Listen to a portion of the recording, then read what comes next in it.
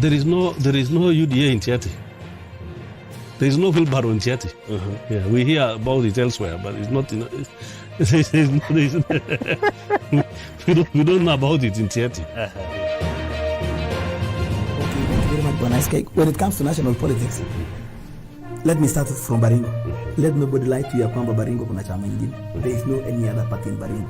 Baringo will be UDA, and all aspirants, all the aspirants for all positions. If you not be from UDA, you'll never see that seat.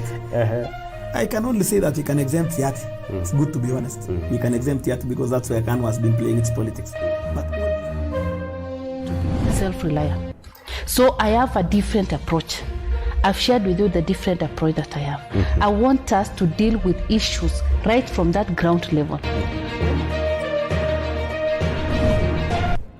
You know, Baringo has made a decision, and I don't think somebody will reverse about the presidency. In fact, when you get these people, they are no longer talking about the president. The real elephant in the house now, not even so much of governorship, but the real elephant is in the MP seats.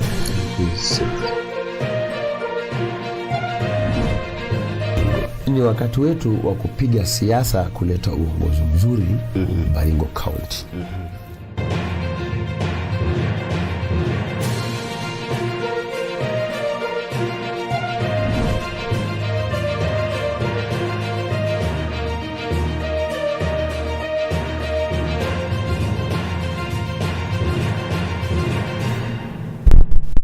Well, good evening and welcome. This is another day that we are hosting an aspirant of your interest, of course, because these are people who have come to you asking for your vote. And this is the Know Your Aspirant show. I'm your host, Komen SK. Tonight, we are privileged to have one of the MP aspirants for Eldama Ravine in Baringo County. Eldama Ravine is one of the 6 constituencies in Baringo County, and the aspirant tonight is Bwana Nixon Mutai, ama ni mheshimiwa mtarajiwa.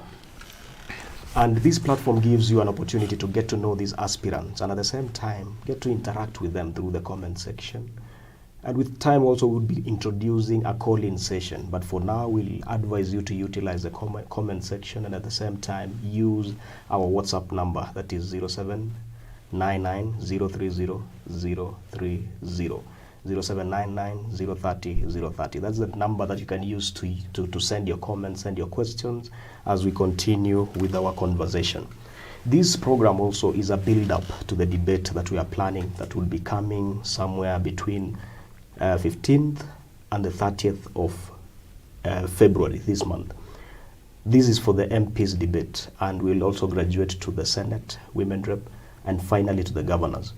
Why we are giving this platform to the aspirants is because the debate may not give a huge time for people to introduce themselves. So we are advising every aspirant to take advantage of this platform because it gives you an opportunity to explain yourself, your agenda, and also get to interact with the people who are watching this show. So tonight, we are privileged to have Bwana Mutai, na ni karibu sana mheshimiwa. Thank you so much, SK. Naendeleaje? Ndasema naendelea vizuri. Yeah, and that is of course with respect to what you're doing on the ground. Yes. Leo umepiga campaign wapi? Leo nimepiga campaign pande la Baringo. I was also in a place called Sagat. Then I had to prepare for this show. Well, karibu sana, and I'm sure everybody is asking themselves, who is Bwana Mutai? Mutai, the last time I checked, of course, I think the last time we met was sometime in, of course, while in office, sometime in 2016 while you were serving as the chief of staff at the county government of Baringo. They are the people who set up the systems at the county government of Baringo, the first county government. And in his role, we managed to interact with him, and it's a privilege to have you here today. So Mutai, after leaving the county government, umekuwa wapi? Lakini kwanza, who is Nixon Mutai? Thank you so much, Bwana SK. This is Mutai. My name's Nixon Mutai. Nixon Kiblagat Mutai. This guy was born and brought up in a village called Chepsito. Lambus Berkera ward. Yep.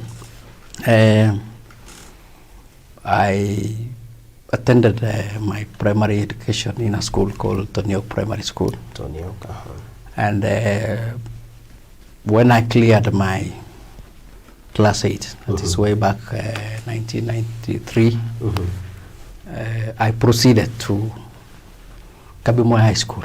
Yeah.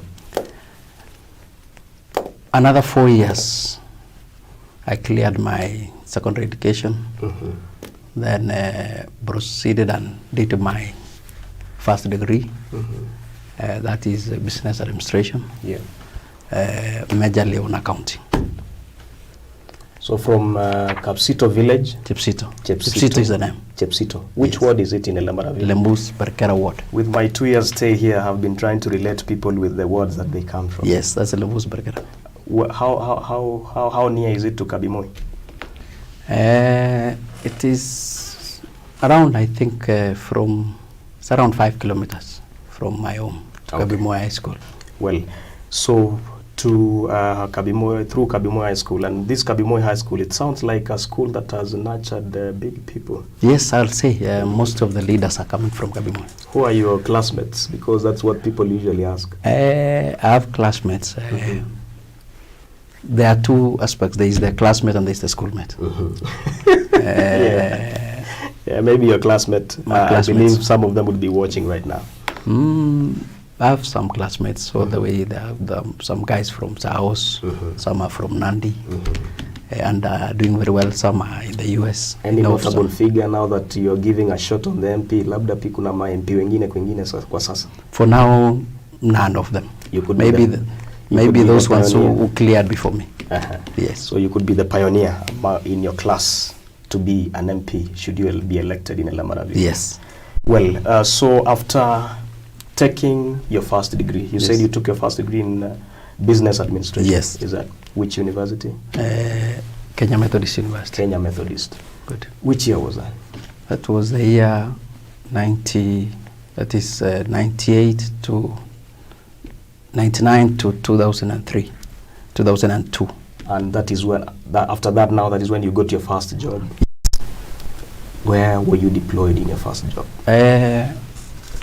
After I cleared my first degree, I was able to secure an accountancy job in a school by the name Nakuru High School. Nakuru High School. Yes. That's the school that I was given an opportunity in 2003. Yes, you should have met me there. But good enough. Okay, I think it was by good luck. I got 2 letters from Nairobi School and Nakuru High School. So you were lucky. Nani hangetaka kwenda Nairobi? Nairobi School. Perfect.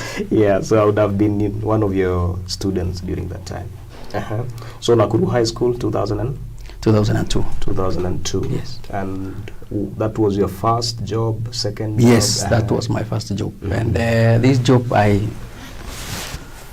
from 2002, I was employed first as an account assistant. And I grew to the position of a finance officer because the school at that time had a bigger population. I remember it was around 1,400 students. It was a mixed school at that time. Yeah. And the government found it good if they could split that school into 2. In the year 2005, 2006, we had now we have the 2 schools now coming on board. We have the girls' school, which is currently Nakuru High School, Nakuru Girls High School, and the Nakuru Boys High School. And during the transition, because I was involved in that process, and even the non-teaching staff were procured, or were some of the we divided the non-teaching staff into 2, even the teaching staff. So I found myself in the boys' school. Okay. While the midwife process of the girls' school was going on. Yes. Okay. And I was promoted to be a finance officer at that particular moment because the guy whom I used to report to was taken to the girls' school. I see. Yes. So of 2002, How long did you work at the Nakuru High School? I worked in Nakuru High School since 2002 up to 20. I remember it was April. April 2013. Yes. During the swearing in of the newly elected governors, or Yes, the first governors. Yes. Yeah. Yes. Yes. Then I was lucky again because we did the campaigns for the governor, of course. I remember I was. Oh, you were involved? Yes, I was involved in.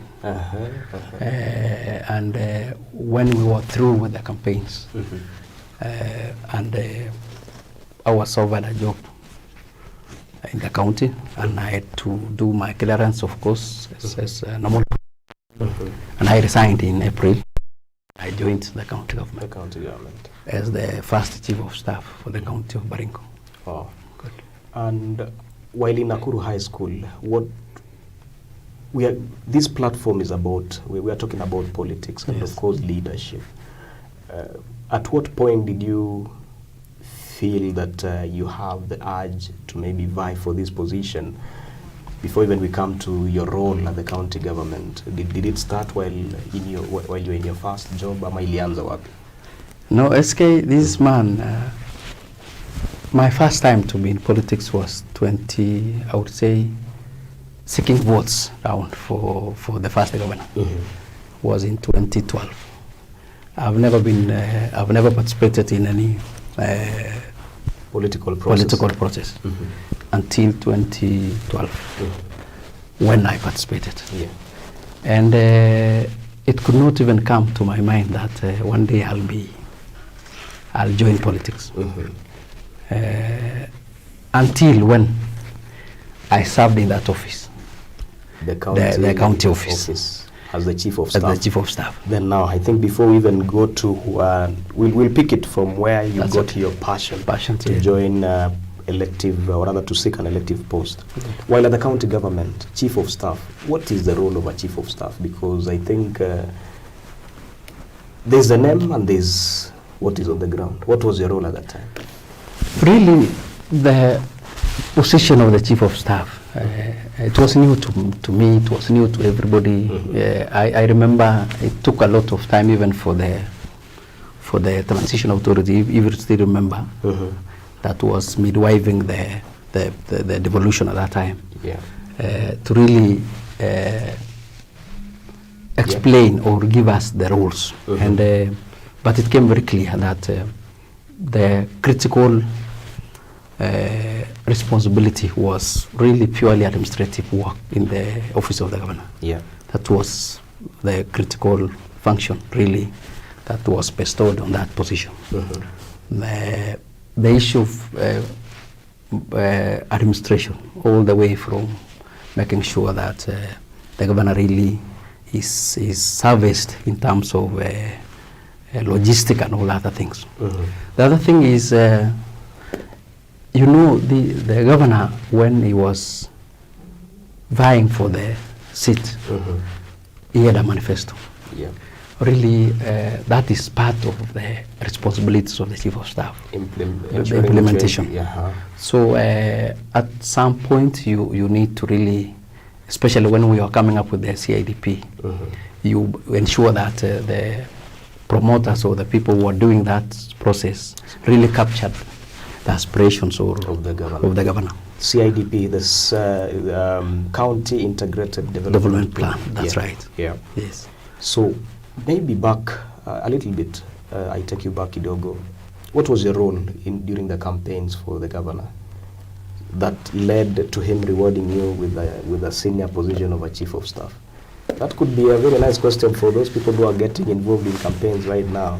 I'm sure right now there's a chairman ya bloggers. Really, to be very sincere, is kuna chairman ya mobilize vijana kijiji. So someone would be wondering, what role did you play, and you found yourself there? Because this, we were a team. I will not say I was. I will not say I was the only one. We were a team, of course. Yeah. We had various responsibilities, but I would say I was in charge of those teams, especially the ones from Eldama Ravine, because I was the person really capturing all the sub-counties, I remember. I would say we were a team. I would not say I was alone, but we had a team. But I was leading the team. Well, so there's usually a position of campaign manager. Yes. Mwingine labda ni the chair of the secretariat, mwingine ni in charge of resources. Where do you place yourself there? I would say we were a team. All right. And we were working towards the success of the government. Well, why I'm asking that is because from the aspirants that we've had here, you realize that most of them may have been campaign managers to someone, then they got to learn something through the process, and now they feel waliona how the game is played, then they are now using the experience to seek an elective post. That's really why I was asking that. That's okay. Well, your work experience and up to working with the county government and seeing a possibility of you being elected, or rather seeking an elective post. Why an elective post and not an MCA, not a governor, but an MP? Why go for the seat of the MP? Thank you so much, SK. And I've told you that I did not have aspiration of joining politics until when I was in that office. Yeah. And really what we used to we traverse this, I've traversed this county. Yeah. The 30 wards, I think I've visited all of them. I've interacted all the way from Tiati everywhere. When we were really visiting the places and trying to really do the projects that was promised by the governor. And during that interaction, during that doing those works and all that, dispensing that responsibility up to the administrative work, I found that really if you want to do more, or if you want to learn and earn to some people, to assist people to change lives, I realize power is very important. Power is Power. very You important. need to be in a position to influence. I was employed, yes. I would do some influence, I would change lives, but in a very small way. But I realized that with these opportunities, you could do more if you are given an opportunity to serve in that position. Because my passion is to assist. It is good to assist someone, because even me, climbing the ladder, I have some mentors who have grown me to that position. So it is a high time that you look back and say, why don't I do something for someone? And that is really what made me to think of, if you could aspire and do something for people with the latitude of the office, really you can make more impact. And like being an employee, where your span of influence is very limited. Because I remember with a small organization, a staff of around 50, a budget of around 150 million, around, I think we're going up to around 150 million. And a bigger chunk of it goes to salaries. And so I thought by expanding the platform, that you can make impact, you can really do impact on lives positively. It is a very good, noble idea. That is where my aspiration to vie for the MP rose from. Well, you said something about helping people, and I think maybe to the viewers, 2013 is when we got to know each other. Yes, I remember. And sometimes they say when you get to be assisted, it's good to acknowledge what people have done to you. Baringo County, there was a company, or rather there is a company called Bunifu. It is a startup. Bunifu Technologies is a technology startup. And when this company was trying to find its footing, it is a company run by young people. And even before me coming to Eldama Ravine, that is where I used to work. I've taken a leave of 2 years to come and figure out how we can sort out, or rather give people an alternative voice, that which the mainstream media may not be able to handle. And at that time, I think through your office and the efforts of the governor, you managed to assist us to some level. Yes, I remember. From by then we could not even afford something to register the company, and you people came through for us. Yes. So if that is the assistance you're talking about, then I think we can only wish you well. Thank you so much. Some of us may not even be voting in Eldama Ravine. You are even remembering me. You're reminding me. You are such a tiny boy at that time with Gates. You're very tiny boys. I remember the 5 of you, I think so. Yeah, myself, with a Kid, Wilberforce, yeah. And you came up with a product. Yeah, that we came was up an antivirus, if I remember. Yes, it was an antivirus. And through the assistance of the county government gave us, through your office and that of the governor, we ended up with, we attracted some investment. We got even funding from the National Commission of Science and Technology, which was a good thing. Great. Yeah. So I have an hand in your progress. You do have a hand in our progress. Thank you so much. And of course, I hope nobody will take that as a conflict of interest having this conversation, but it was only fair to remind you that you assisted some people. Good. And one of them is, one of the team members is here. Good. Before we continue, allow me to read out a few comments that are coming. And for those who are following the conversation, you can drop a comment. If there is a question that you wish to ask, please take your time to ask the questions, trying to load the comments. But in the meantime, I can check on WhatsApp if there is anyone who has, maybe the technical team can be sampling the comments. In the meantime, as I try and check what you're telling us. I'm seeing, hello, I am Lincoln, Kaito from Mumberes, Maji Mazuri. I'm following you live. I've got 3 questions for Mheshimiwa Nixon Mutai. You'll just note them because we are yet to come to the time for questions. You'll note them down. What is your opinion on Amendment Bill for 2021 to do with political parties? I think these are a replica of the questions that he sent to one of the aspirants yesterday. Then while you were in the county government between 2013 to 2017, what did you do for the people of Baringo to show that you are a performer? And finally, the entry of other aspirants like Ngetuny and among others, does it have any impact to your running, bearing in mind that some people basically may vote in block and the rest of you could be sharing votes from a given region? So you can keep those questions for now. I can read out another comment, if any. A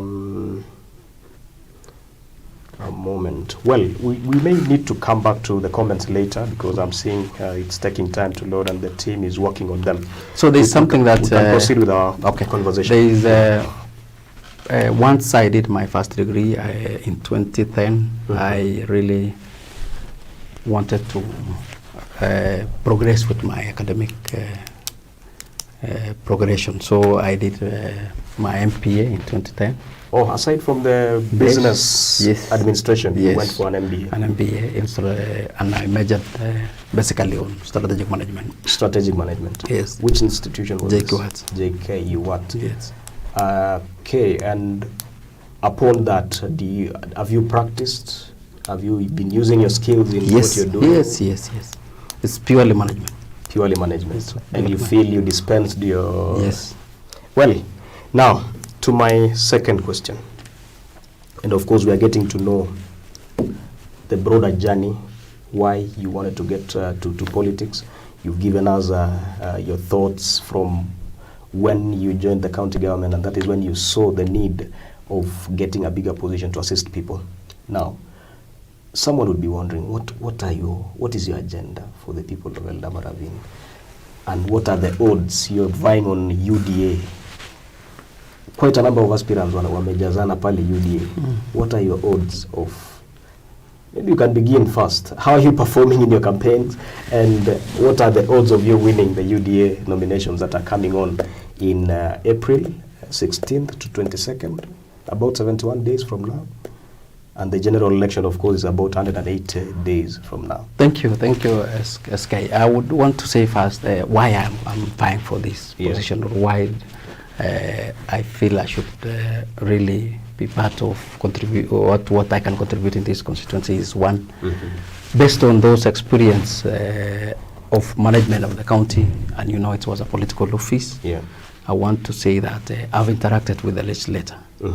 You know, I also used to work with a member of MCAs, the member of county assemblies, which were around 30 plus the nominated. So I would want to say that I have a feel of the house, because even the the house rules and all that they have been using in the county government is a replica of the national. Yeah. Even the bills, because I sometimes sat in the cabinet, not as a member, but to assist the governor. So in the preparation of the bills, and we came up with a lot of bills, the policies and all that, I would say there are a lot of things that we did in our inception of the devolution that I think going forward, or if really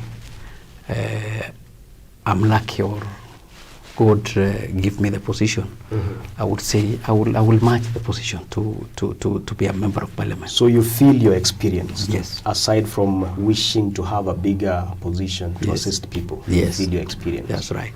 Now, to your agenda, what are the key areas of your focus in your campaigns, and what agenda are you selling to the people of Eldama Ravine? Thank you so much. I would say first is my slogan is Wezesha Mwananchi. Wezesha Mwananchi. In every level, Wezesha Mwananchi. Enable the Mwananchi. Mwananchi. Yeah. So the word empowerment comes very clearly. So Eldama Ravine is a blessed constituency, because I'm saying so because I can compare the 6 constituencies. You've been to all at of the them. county level, so you've visited. So first thing is the socio-economic empowerment. This is a very broad component that really has got it can be used, or I would say the empowerment should be done in various levels. And for example, I can tell you, SK, that I've gone round. I've talked to women, I've talked to the youths, and I'm telling you there is a cap. And this is the cap that I feel I should really fill, so that people can have some, their lives are changed and all that. First one is the one for the women. Our women back in the rural areas, and I know, you know, women have got some chamas. Yes, they do have groups. They do groups, and several of them. And I was very interested to know what they are doing. Yeah. When you interact with them, they will tell you, we have a group of 10. We normally look for money to consolidate. And you support one of them. Yeah. And then the next time, you start supporting the 10 of them. Yeah. So I found it it is good for them, but the aspect of growth is zero. And that's why it's called merry-go-round. They just go around. Why am I saying this? Take for an example, 10 women. Each week they give themselves 1,000 shillings. So that's around 9,000 that they are giving. Yeah. And then the person whom was given the money start taking to the next until the round is complete. Yeah. You found that they don't move. What we need to inject here is a bit of entrepreneurial skills, and really train them that what you are doing is good, but we need something, so that when they are looking for this money, they don't have to call their children every day. So and so, I'm going for chama, give me 1,000 shillings. So even my mother used to do that. So they need to have. And until when I bought him some 3 dairy cows, so that he sells the milk and takes to the chama. They call them income generating. That's right. So what I'm saying is we need training. We need really to seek for how do we empower these women. Yeah. How do we talk to this organization, those who normally do some empowerment at that level. They have some seed money. Give them a project that they can generate some income, and then they can move. The other aspect is when I say socio-economic empowerment, there is an industry here called Boda Boda. For Eldama Ravine, I think we have around 3,000. Yeah. And not all of them are able to really pay for these Boda Bodas. They normally take them through loan schemes. Which are very punitive. For your information, SK, is that these guys are paying over 62% in terms of the loan. And I got 62% interest rate for 1.5 years.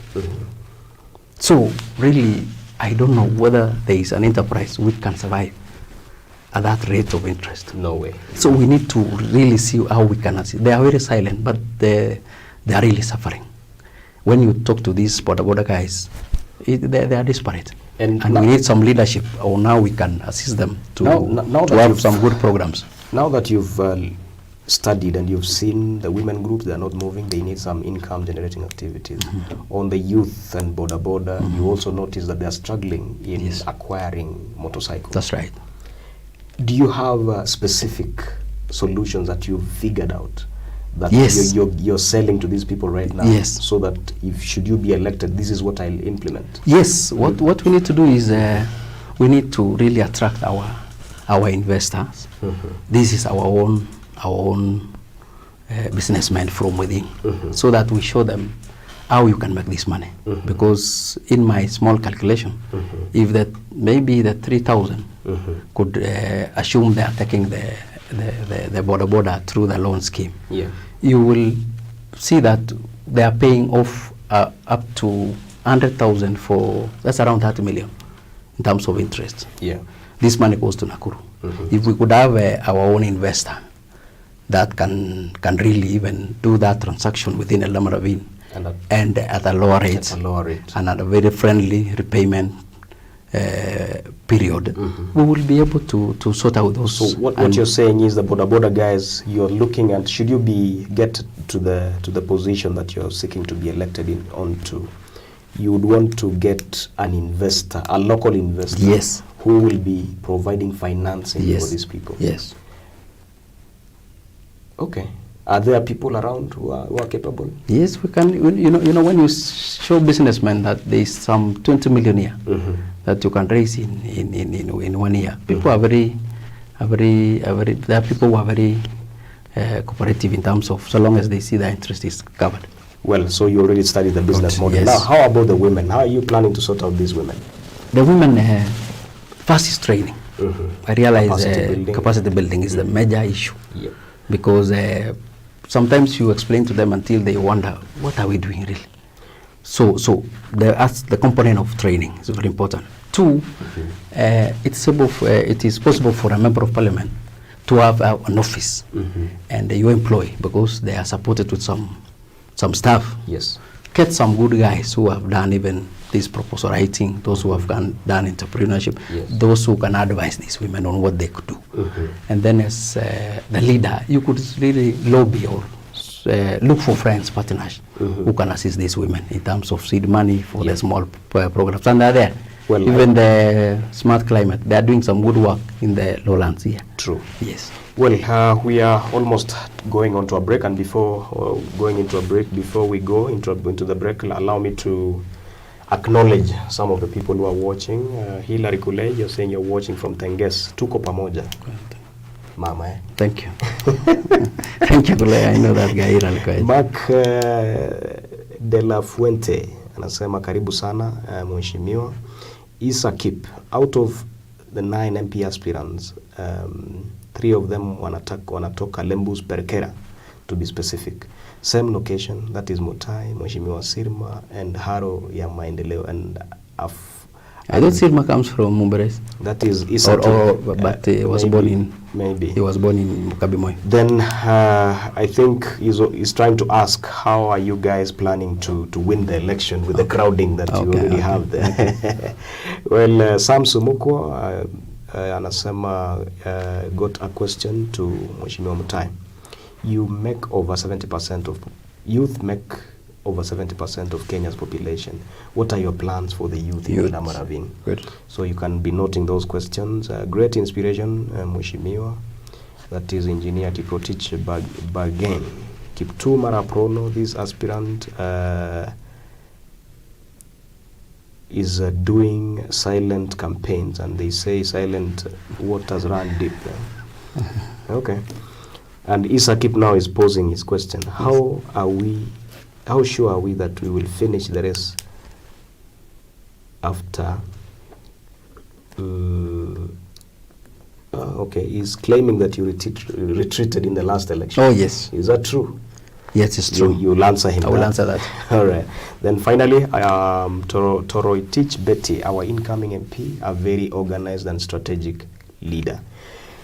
Something you need to know also as a viewer, we are also live on YouTube, and if you have a smart TV, you can comfortably watch from your TV instead of holding your phone for the remaining 30 minutes. Well, we are going to take a break, about 2 minutes, and we'll be back as we continue to get to know the agenda from Mheshimiwa. But before we go, maybe you can give a highlight of what you're coming to talk about after the break. After the break, about socio-economic empowerment. Yes. What other agenda do you have? Then yes, there's look at them in detail an and come back. aspect of we need to improve our education and the training outcomes. We need to improve on that. So education, education. So we you need have an to, agenda on education. To talk of harnessing the sports and talent, creative talent. Yep. Those are the two we can discuss when we come back. All right. So keep it Baringo News, Ravine News. We are live on YouTube and Facebook. And for the next 30 minutes, we'll be dwelling on his agenda before we come to close. Let's take a break. We'll be back in 2 minutes.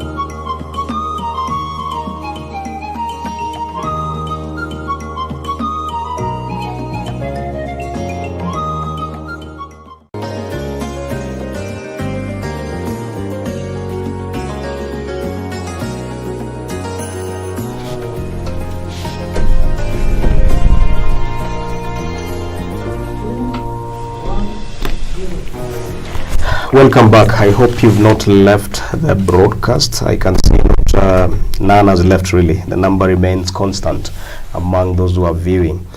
Mutai, Yes. karibu tena, and I think you've had a glimpse of, we had had a glimpse of your agenda. You've highlighted on socio-economic empowerment, and you have a clear focus on the youth and the border industry, Yes. or rather youth who are doing the border business and the women who run merry-go-rounds. On the sports and education, what are your plans? Under the education component is, first we need to really improve on our education and the training outcomes. Because education is about the outcome.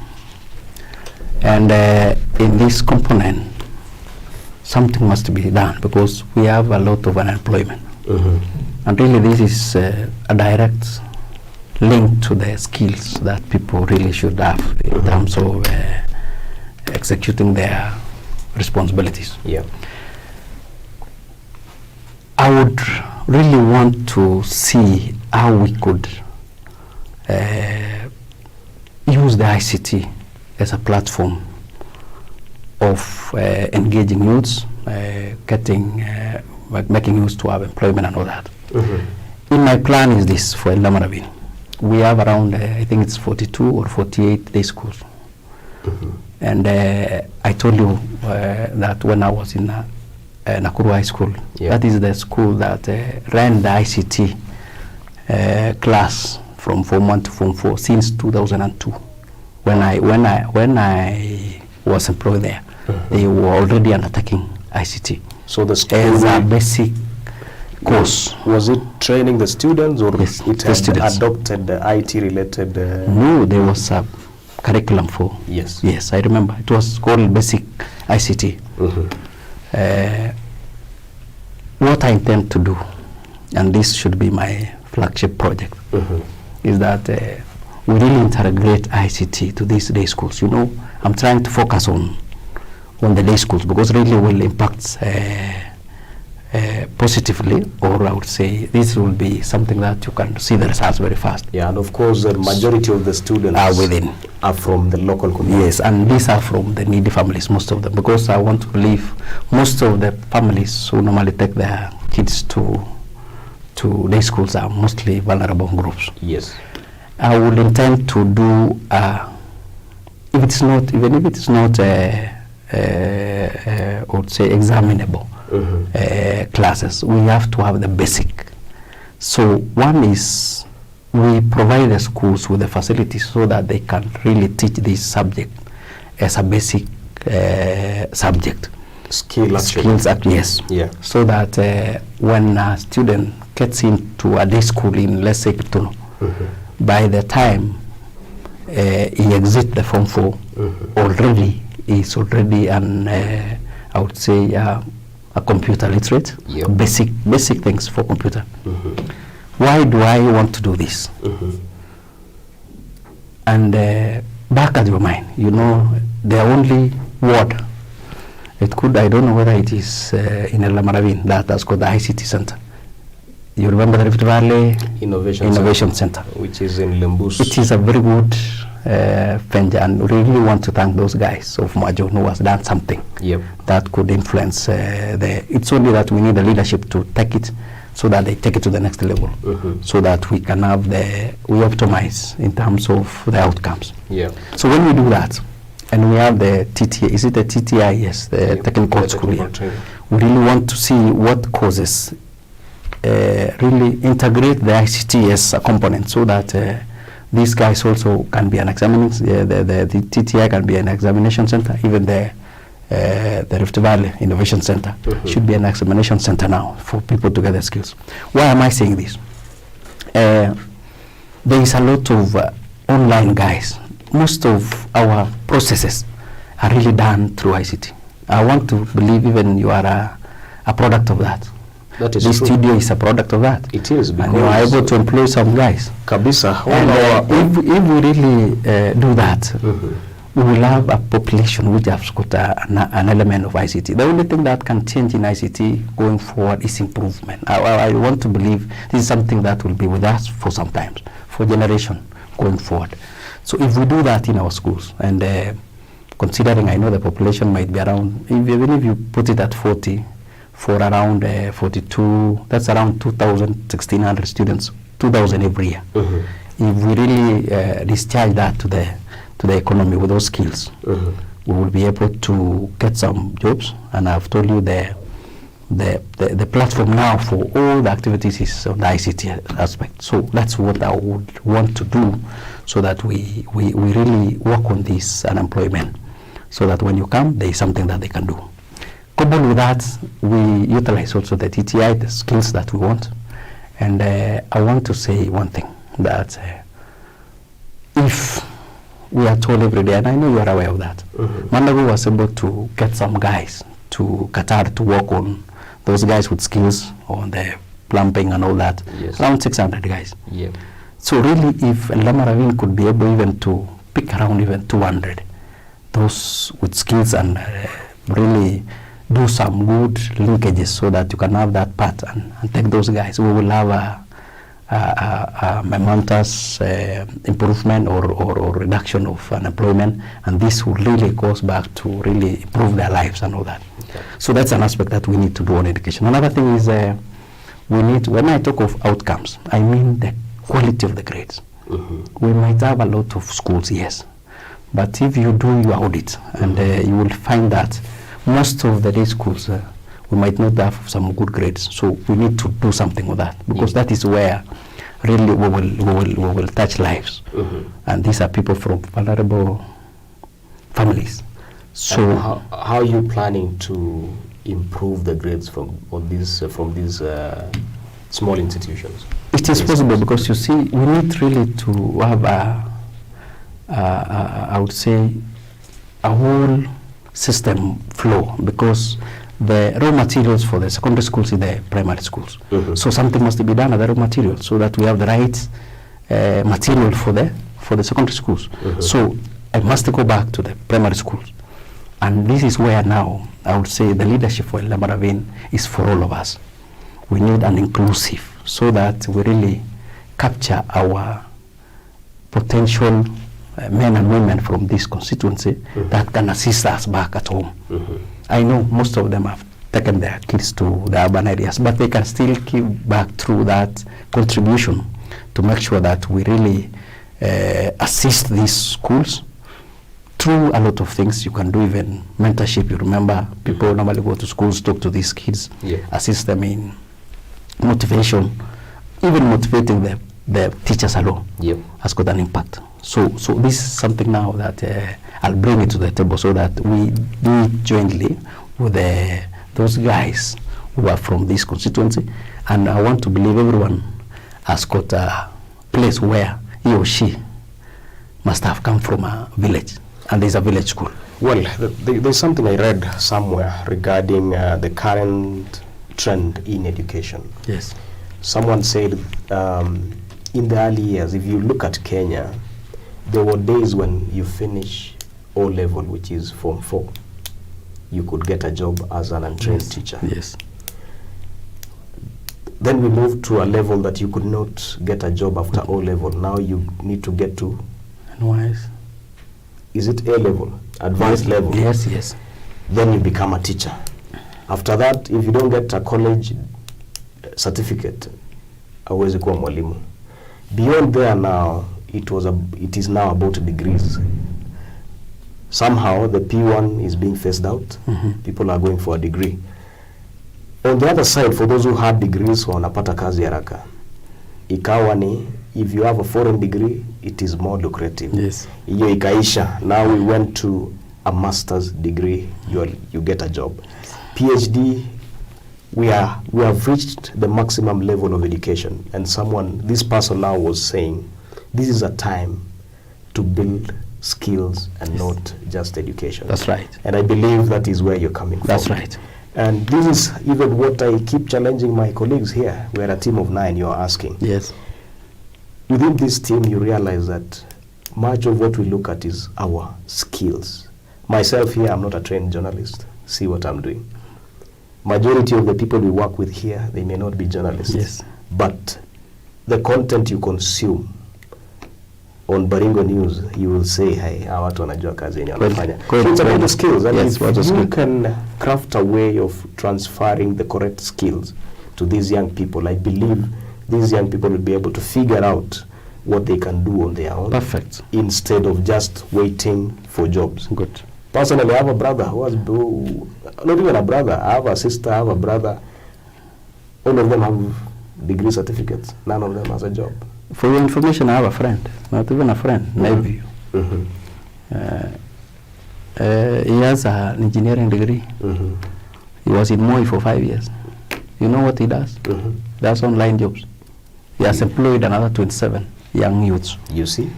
So I feel why I was giving that story is because there's a lot of relevance in transferring the correct skills to young people at this time. Well, the sports, maybe 2 minutes. You can 2 minutes for the sports. We need really to harness that sporting and creative talents. You are aware that our county was in Gishu. Is it the home of champions or which one? It is the home of champions and all that. Yeah. Let me tell you, SK, that if you want to buy a property, that's a plot in Eldoret, it is very expensive. And ask yourself why. Why? When these guys who are talented, the athletes, yes, they normally pay very good prices, and that's why Eldoret is very expensive in terms of a plot. And you do your research. The demand is high, and no, these guys, yes, people have good, and the prices are very high. Yeah. So what we are saying is that we are nearing, and we have these athlete scholarships. Yeah. There are many, and we know even we have our own AK, you know, the Ketulite one. Yes, he's a chairman. He's doing even some. He has got a camp here. Yeah. We need a lot of to support, and in the CDF component, there is a percentage of those activities which goes. Yeah. So this is also another avenue of getting these youths to really explore their talents, and this is become an income generating, and it will change lives. I want to tell you that I'm saying this because I have a cousin who was in US. He was graduating some time back. He was given a scholarship through the athletic scholarship programs which are there. And there is a time I went for his graduation, way back 2018 years, in US. When I reached there, the people from Marakwet are doing very good thing. They have really utilized that avenue. And I found a number. When we were doing the homecoming there, you find around 60, 70 guys from Marakwet. So there's something they're doing, yes. Yes, and I realized that this is another avenue. If we could do this, we can nurture this, and we can really provide some resources and information on how they can reach there. Yeah. We will also have an influence in terms of engaging the youths in a very meaningful manner, and they will have their something to take home.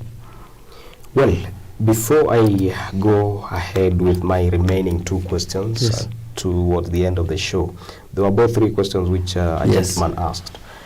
Maybe lastly, on we need also to focus on target projects. We need a lot of liaison with these government agencies, the CAN and all that, so that at least we improve our infrastructure. Well, so as a member of parliament, I think it's I will be pleased to really have a touch of those aspects, so that we lobby for those infrastructural development that can assist our people in terms of movement of goods and all that. And infrastructure is key in moving forward the economic development. Very well. Good. Yeah. Then the questions from this gentleman who sent Lincoln. Was it Lincoln? Yes, Lincoln. Yes. Lincoln Keito is asking about the bill. There is a question on the bill, the political parties bill that was recently passed. What do you think about it? Secondly, he's asking about the county government of Baringo, where you served. Yes. During the period of 2013-17, yes. What did you do for the people that would show that you are a performer. Then finally, the entry of other aspirants in the race, does it have any impact on your candidature? Thank you so much. Lincoln has asked a very pertinent question. The bill really, it's good and it's bad, because I would say it's brings some sanity in the political management going forward. It's only that I want to believe it is the timing which I would say it is disadvantageous, because there are some compliance which has been requested for parties to do, which might not be very, they are not very friendly considering the time. If this thing is done, it may be at the later stages, because you see, I want to tell you that very few parties have the register. And if the registrar of political parties requires all the parties to conduct their nomination through that register, it might not be very good. So but I would say it is good, but it is only the timing. In that case, do you think it will be it will affect the quality of nominations, like for UDA? I would say it will affect. Yeah, it will affect, because if you know our voters have been used to the register for the IBC, where everyone is given an opportunity to nominate, and this one is very critical, because you see some of the areas of this country where nomination plays a very key role in determining really who will be the leader. Yeah. So if we mess at the nomination level, then already the citizens are not being given an opportunity to really exercise their democratic process, which is not good as such. So we move on to the county. I want to say I worked in the county, and I want to say we did good. For myself, I want to say I did my best.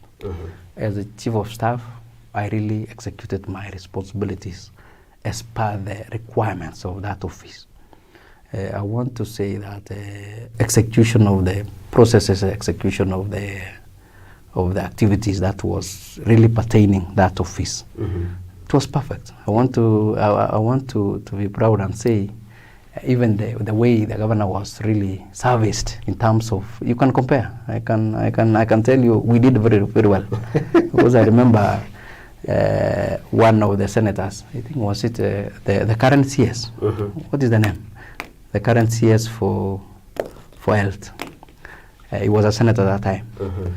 And I remember when he visited us, when they were doing rounds, the senators were going round to during the inception of the devolution.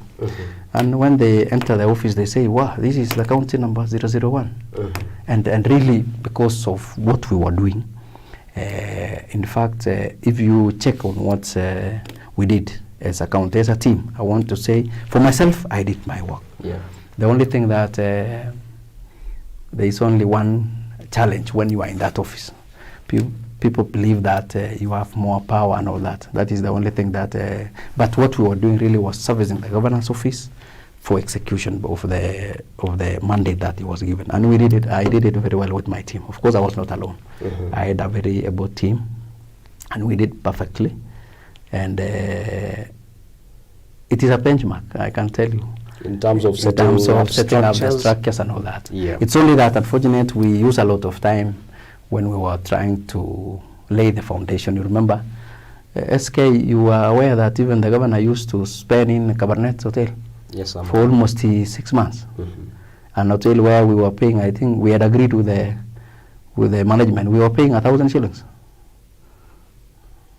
Per day? Yes, because we were trying to, because there were no residents for the governor. Yeah, true. So at that time we were doing a lot of things, and we set up the structure. In fact, for your information, the governor went there when he was with the deputy alone, and there were the transition, I think the lady who was there. Those were the people who started to, and the county council staff and all that. That is how we really started from there and moved. So for purposes of time, maybe you can move on to the next question. The issue of the new entry, this is a democratic field, and this should not worry anyone. I'm focused to clean the seat. Yeah. So I will not be distracted by the entries of who and who, because there have been entries all along. Sirma was not there, he came on board, Alima was not there, but we are soldiering on. And my focus is to clean the seat. Fair enough. Good. 25 years, 2 MPs, and you're looking at yourself being the third MP for Baringo, for Eldama Ravine in the last 25 years. Yes. How different will your leadership be compared to that of your predecessors? What I would say will be different is, I've told you one, the embracing of ICT as a vehicle of really going to serve us in the future. We need, there is an aspect of transparency, the programs or the processes that will be undertaken during my tenure, if God willing. Yep. Should be done in a very transparent manner. And when you do things in transparency, you've given the citizens to really audit you, because you must be transparent first, so that the citizen can be audit you. So then you'll be accountable. There's also the aspect of creativity. There will be a lot of creativity in terms of processes, or seeing really how you can assist people better, unlike the aspect of really relying on CDF and all that for everything. Lastly is I will want to lead a team. There will be a lot of teamwork and inclusivity in the running of the programs and the activities that pertains to the constituency. You need to really bring on board everyone on board. The leadership will be participatory to an extent, and that's the requirement of a law. Of course, it is civic participation in really executing mandates. Well, I'm seeing a question here. You would be a legislator, and the major role of an MP is to represent, legislate on the legislation. Have you figured out something you would wish to legislate that will benefit the people of Eldama Ravine? Yes. What is that? There is an aspect of the farming aspect. You remember there is a problem with that. And really, we really, I know it will not be alone, because it covers the whole rift in terms of these inputs, farming inputs. We have a challenge every time. For your information, a bag of DAP, that is the fertilizer, is going for around 6,000 or 4,000. And a farmer in the islands of Eldama Ravine, in Tugumoi or in Boito there, the potato, a bag was selling for 400 shillings. A bag for 400? Sometimes bag, I don't know now. So you have to sell around 10 bags of potato to buy one bag of DAP, and you require around 3 bags. So really, and an acre, how many bags will you generate? So there's something that we need to do on the farming, because it touches a lot of in Eldama Ravine. There's also the aspect of, you remember the issue of potato, the KFC issue, that really the import what we are growing does not meet the standards. Something should be done, because you see we are selling it at 400. And the KFC are trying to import. Is it from Netherlands or where? They are importing from Netherlands. Can you imagine? So something should be done. And maybe because we can do that. If it is a program that can be done. And even partnering with organization, even those organizations that really do business with KFC, you can still partner with them. And those are the things that we need to do. Good. Campaigns. You're actively involved right now in campaigns. Hata venye ulikuwa unafika hapa nilikuwa nakuhurumia sana, because you're looking very tired. Thanks to the coffee that you've just taken. Good. To what percentage are you right now? We are 70 days to nomination. Yes. Umefikisha percentage? I'm at 70%. 70%? Yes, and SK, I've done this thing since 2020. August. Yes.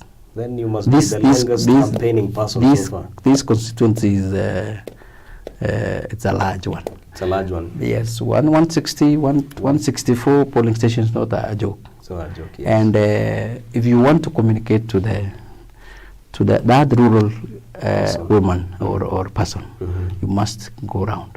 And I've gone round. Well, I can tell you I've gone round. We wish you well in the remaining 30%. Thank you so much. So, to the people of Eldama Ravine, we are winding up our show. unataka kuambia nini? Maneno yako ya mwisho kwa jioni ya leo. Kwa jioni ya leo nataka niwaambie, that is your camera. Nataka niambie watu wa Eldama Ravine, you prepare for that MP for Eldama Ravine, who is none other than Nixon Mutai, that they should prepare for that. And we need to really do our campaigns in a very mature manner. Let people sell their agendas. And the ultimate thing is the mwananchi to decide. Well, good. You've heard from Nixon Mutai saying that you prepare. He's the next MP for Eldama Ravine. And that confidence is what everyone needs in what they are doing, because at the end of the day, you can't invest in something and expect a return that is not positive as you expected. This is the platform that gives these aspirants an opportunity to get to tell who they are. They also get to outline their agenda, and at the same time get to explain, because there's just outlining, explaining. If they go on campaign rallies, they get 30 seconds, which may not be very adequate to explain themselves. So apart from going to the ground and campaigning at the grassroots level, this is where they get to speak to the masses. They get to speak to you, and you also get an opportunity to interact with them. Further to that, subsequent to what we are doing right now, are debates. In a couple of weeks from now, you'll get to see these aspirants on a round table, where we'll be engaging them on specific issues around legislation, representation, and also oversight, which are the constitutional roles for the MPs. That will also graduate to engaging the Senate aspirants, the women reps, and also the MPs. And there is no other platform. Actually, there is no other county in Kenya that is doing this. It is us in Baringo. And we really appreciate you, the audience, because without you, the audience, we cannot be doing this, because much of the content that we dispense on the online platforms is for you to consume. And when we see you watching for the entire period of the hour that we are having this conversation, we really appreciate that. You see the two of us here, but there's a whole team that is taking care of the technical bit, ensuring that you are getting the best of the signal. We really appreciate that team. And to you, the aspirant who is yet to take an advantage, or rather to take advantage of this platform, we do welcome you. Book your spot. We would be running this program. We started on the 1st of February and will be ending in March, the first day of March. So we may graduate, or rather move on to the debate. So don't you be disadvantaged when the debates come. Come, get an opportunity to explain your agenda, get to be known, and get to interact with the population that we do have as our audience here. Before we move, allow me to acknowledge the very final people who are still watching. Brian Yegon, watching live from Pangani police station. I believe that could be a police officer, or maybe someone who lives in that within that station. Pongezi Mheshimiwa, that is Hazel Jepkoech.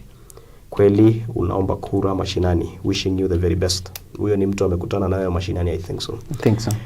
And finally, I see Lydia Jeruto. Uncle, I believe that you will manage. Well, so that is it from us tonight. We thank you for your time, and I've been your host, Komen SK. Have a good night. Thank you so much. Yeah.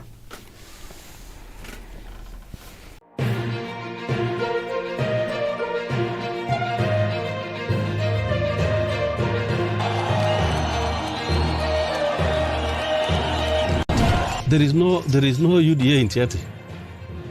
There is no wheelbarrow in Tiati. Yeah, we hear about it elsewhere, but it's not. We don't know about it in Tiati. Okay, thank you very much, Bonaska. When it comes to national politics, let me start from Baringo. Let nobody lie to you kwamba Baringo kuna chama ingine. There is no any other party in Baringo. Baringo will be UDA. And all aspirants, all the aspirants for all positions, if you not be from UDA, you'll never see that seat. I can only say that you can exempt Tiati. It's good to be honest. You can exempt Tiati because that's where Kanu has been playing its politics. But self-reliant. So I have a different approach. I've shared with you the different approach that I have. I want us to deal with issues right from that ground level. You know, Baringo has made a decision, and I don't think somebody will reverse about the presidency. In fact, when you get these people, they are no longer talking about the president.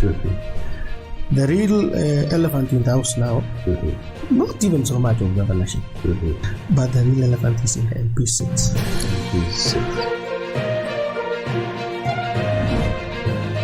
Ni wakati wetu wa kupiga siasa kuleta uongozi mzuri Baringo County.